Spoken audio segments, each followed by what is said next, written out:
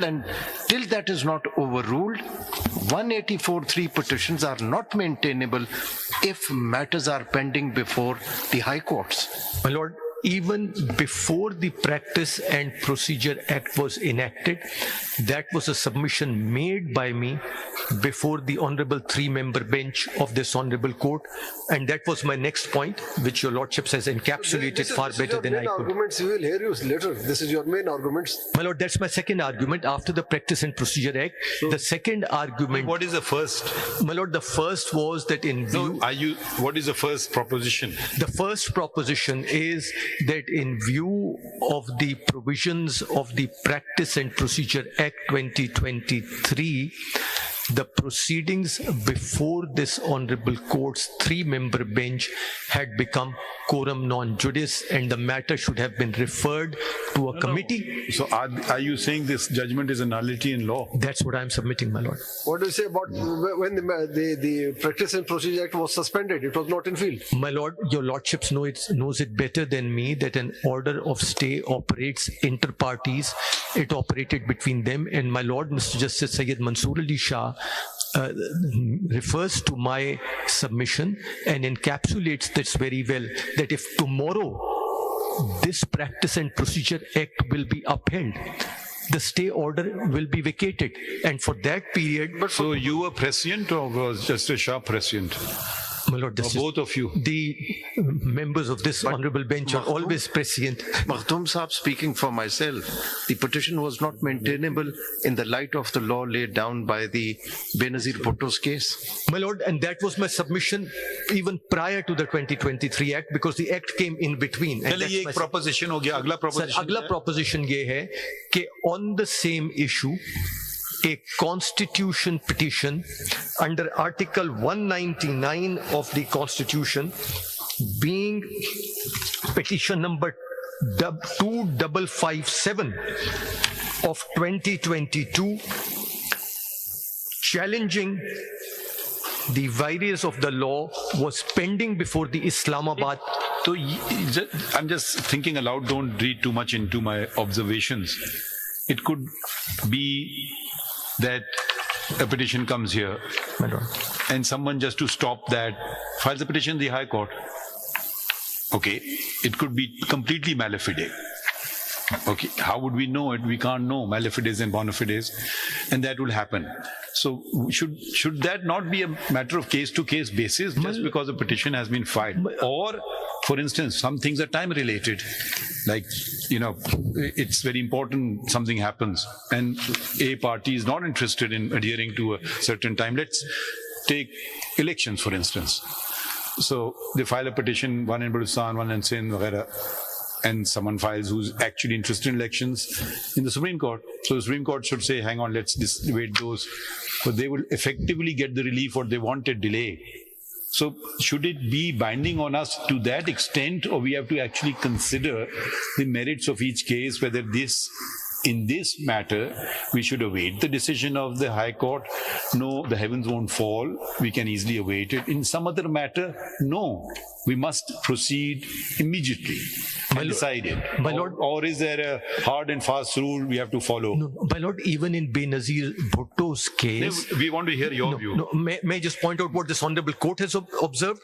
In Benazir Bhutto's case, their Lordships described the principles in Manzoor Ilahi as the salutary principle, but in the facts and circumstances of the case, did not follow that route, did not pursue the route. They created a distinction. So what your Lordship is observing, your Lordship will look at the facts of the case, but over here, it was not a case where to divert the proceedings from this Honorable Court to the Islamabad High Court. This petition was filed.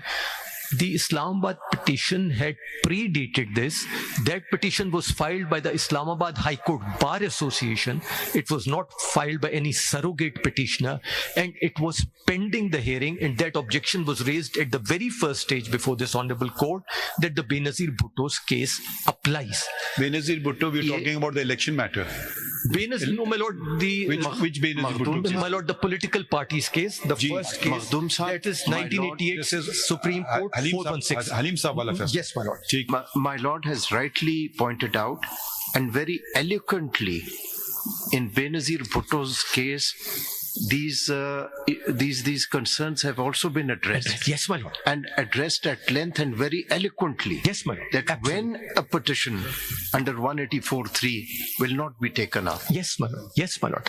And their lordships in that case, as your lordship knows by your lordship's detailed reading of the judgment, have evolved the doctrine of effective pendency. That if what the High Court was doing was virtually not proceeding with the case and virtually frustrating those proceedings, then not proceeding in the Supreme Court would not be countenanced by this honorable court.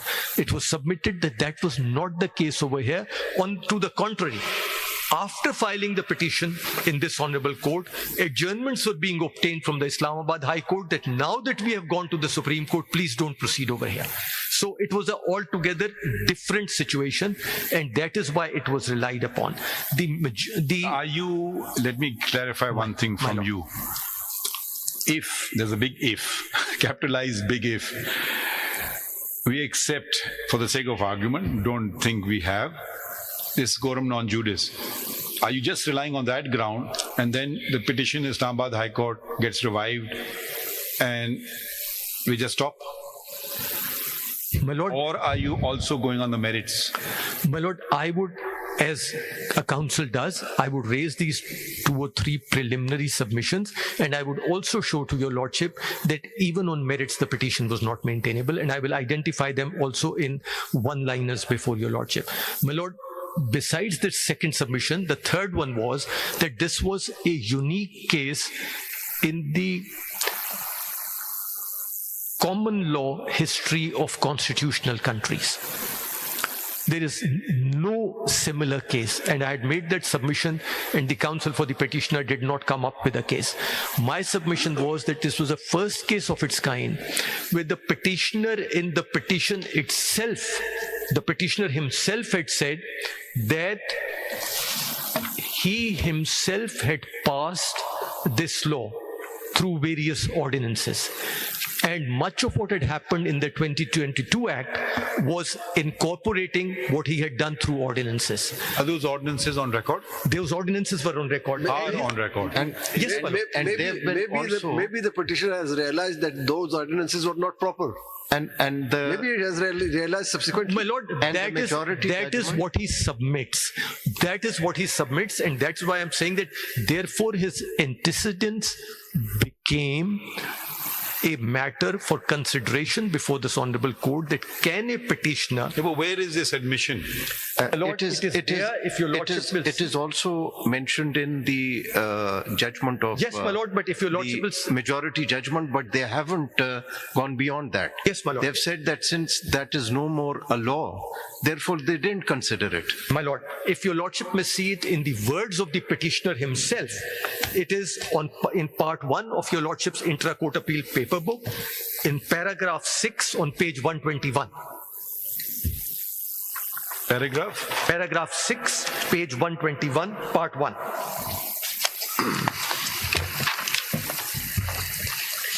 Padhiye. My lord, that apart from the aforementioned amendments, there were certain amendments introduced in the NAO 1999 during the period when the PTI government was in power, but these had not been converted into an act, as the efficacy and propriety thereof was being reviewed. However, before any final decision could be taken in respect of the said amendments which were introduced through 2 presidential ordinances, that is Ordinance number 23 of 2021 and Ordinance 26 of 2021, the government regime change as noted above. Be that as it may, the incumbent government has retained these amendments with retrospective effect and subtle changes of expression, which too are being assailed in the instant petition as being ultra vires the Constitution. Who has drafted this? Khaja Haris, the counsel. Isn't this a remarkable argument? That was my... I'm going to change the law of Pakistan through an ordinance, or rather through two ordinances, and I'm going to think whether this is appropriate or not afterwards. My lord, Is this a submission being made by Mr. Khwaja Haris? My lord, I had before the three-member bench used slightly more colorful language and said paragraph 6 is an example of the Wild West. Shoot first, ask questions later. You make a law affecting the entire nation and then say you are thinking about it. I would like to hear Mr. Khwaja Haris on this. Whether that ordinance had the retrospective effect or it was prospective. Which ordinance, my lord? The ordinance which the respondent has enacted. My lord, they had not talked about retrospectivity, but may I point out... He has an objection upon retrospectivity, not upon the... Everything. He had an objection on a number of provisions, not just retrospectivity. And the defense to retrospectivity very simply was this, that the NAB ordinance itself was with retrospective effect going back to 1985. So the amendments had to be made retrospective so as to have an effect. Mr. Makhdoom Ali Khan, completely unrelated. Can we compel, since this will be a lopsided exercise, My lord. can we compel Senior Counsel Mr. Khwaja Haris to be in attendance and argue? Is it optional with him, or can we compel him? Because I don't want a lopsided contest. You understand what I'm saying? My lord, I suggest we can invite him as an amicus. No, amicus, so then he becomes a friend of the court. Assist. Let him be a amicus this time. Amicus is neutral. Isme Makhdoom Saab, yes, my lord. if my memory does not fail me, then when these ordinance... No, but in a criminal matter, appoints counsel as well. My lord, Can we, okay, let's put it this way, amicus would be neutrality, which surely he can't be because he's a counsel for one party. But we can appoint him as counsel as well, in addition to what the respondent number 1 has to say, to assist respondent number 1 in formulating his submissions. And we can fix a fees for him as well. if the respondent number 1 and the learned counsel agree, my lord, I don't know whether he agrees or not. Will the federal government agrees to pay his fee? my lord, the Attorney General will speak for that. No, whether you agree or not, we can compel you to do so. It's very interesting if my memory does not fail me. When these ordinances were promulgated, at that time, the then government, including the respondent, had defended these ordinances on the ground that NAB had caused great damage to the economy and had also violated